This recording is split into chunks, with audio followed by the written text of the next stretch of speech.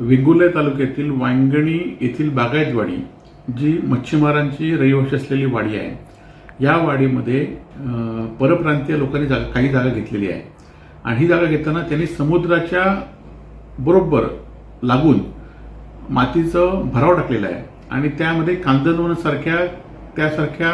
प्रजातीमध्ये येणाऱ्या झाडाची कत्तल केलेली आहे आणि हे दिवसाडोळ्या सुरू आहे। एकीकडे प्रशासन, सर्वसामान्य सिंधुदुर्गवासियांनी, स्थानिक नागरिकांनी कांदवन एखादं झाड तुटलं, एखाद्या ठिकाणी वाळू भराव टाकलं तर ताबडतोब त्या ठिकाणी येतात, परंतु परप्रांतीय धनदांडकांना वाचवण्यासाठी प्रशासनाने त्यावर कुठलीही कारवाई केली नाही। उलट या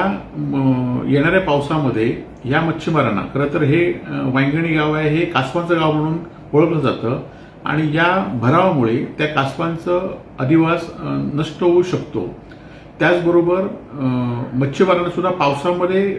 उधाणाचं पाणी ह्या मच्छीमारांच्या भरावामुळे या घरामध्ये येऊ शकतं आणि पारंपरिक जी पाण्याची वाट आहे ती पण या भरावामुळे बंद झाली आहे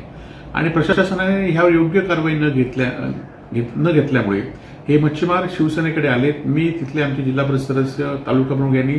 त्या ठिकाणी या ठिकाणी भेट दिली आणि या संदर्भात प्रशासनाने जर 1-2 दिवसात कारवाई नाही केली तर आम्ही तीव्र असं आंदोलन स्थानिक मच्छीमारांच्या मदतीने करणार आहोत।